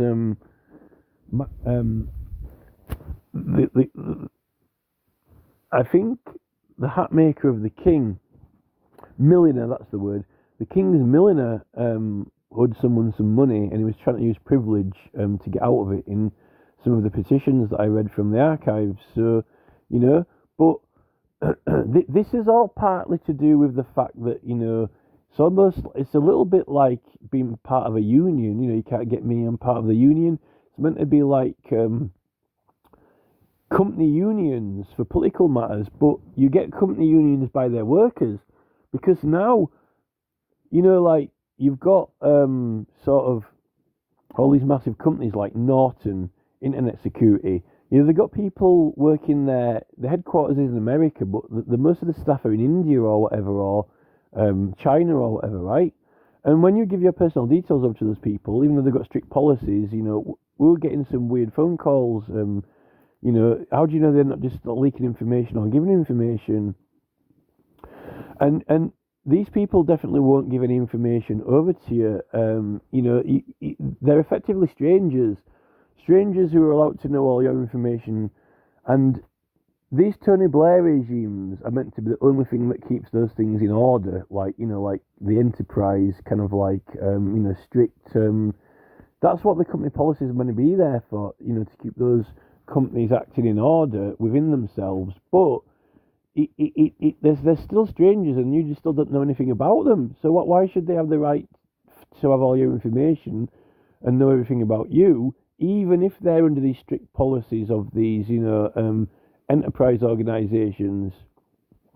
What gives them the right to be effectively still strangers who you don't know anything about, but they know absolutely everything about you, and you've just got the blind trust, completely and totally blind trust of their organisation being responsible with your information, which Amazon weren't, because Amazon was, signing up loads of people to its Prime offer and then not cancel it when people cancelled and continuing to charge them, things like that.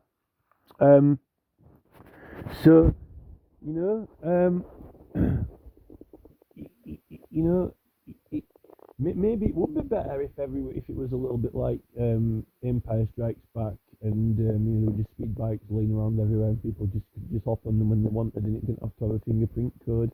If all the kids were taught how to ride them competently at school,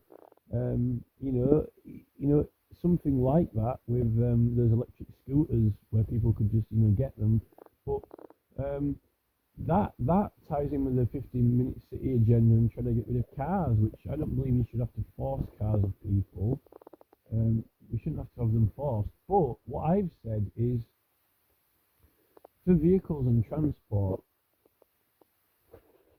my opinion is that they should have got rid of buses unless it's a coach that's like going to the seaside or something like on a holiday, right? Unless it's like a coach going to the seaside on holiday, they should get rid of buses, but they should also get rid of taxis like hackney cabs, what you call these taxis, which are very, very expensive private hire vehicles.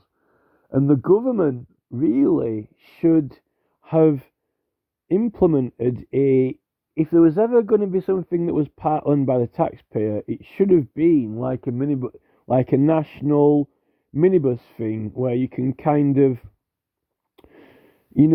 they've just got vehicles going around. Maybe they should have buses on only on main roads, and then minibuses going around the areas taking people to those main roads, or something a little bit like that, where it's not as expensive as a taxi, but a bit more expensive. It's not as cheap as a bus, but not as expensive as a taxi, and you can. It's a lot more convenient, where they have almost kind of like minibuses, because they're also social as well, and some people talk to each other on those, and it really creates a lot of strong community. But some people don't like that now because everyone's got the attitude sort of like on London Tube where you don't speak to anyone, because you don't trust anyone, but only because we've got loads of strangers coming in with immigration and crime. Everything they're doing is counterproductive to the solution. So the solution for transport would be to have like really brilliant, efficient minibus services which weren't as expensive as a taxi, which were cheaper than a bus, right? And people could also socialise on them, right? That is a brilliant solution because not everyone would have to buy a car. Elon Musk might not like that. He would probably sell less cars, but he could make a really good vehicle to do it. And, I don't think they like that idea in America because they've got the idea of, strangers out in the middle of nowhere. You don't get strangers on. But in England, it would suit England because it's a smaller country. They'd sell a lot less cars in England. But does the government want to solve a solution or not solve a solution? Is the government here to make money for Elon Musk and car companies, or is it here to solve the solution of transport, right? Without forcing it on anyone. That solution currently cannot be solved because of all this immigration and people don't trust each other and the crime's going up. So, but who did that? Well, are we blaming Boris Johnson for not, resolving the war earlier? Is it Putin's fault? Should Putin make up for it? Should Putin start building Russian cars? Why did Russia never? Why is it always the Germans who are known for cars? Why is it not Russia who's knocked out? Why aren't Russia the number one car maker in the world? Its country's big enough. You'd have thought that Russia is very family orientated. It's quite religious. You would have thought that Russia had solved the whole transport problem, being such a big country. There's all these technologies like these mobile phone screens that light up and touch screen and all these things, but they can't solve other problems which are a lot easier to solve just because they don't want to. This is the thing. And if people weren't, if people were not poor and if people did not have, no money, then why would they want to steal things from other people as much? There'd be a lot less incentive to want to steal, and then you would have less reason to not want to socialise with people and not trust them, So a lot of the solutions seem straightforward, but I think that,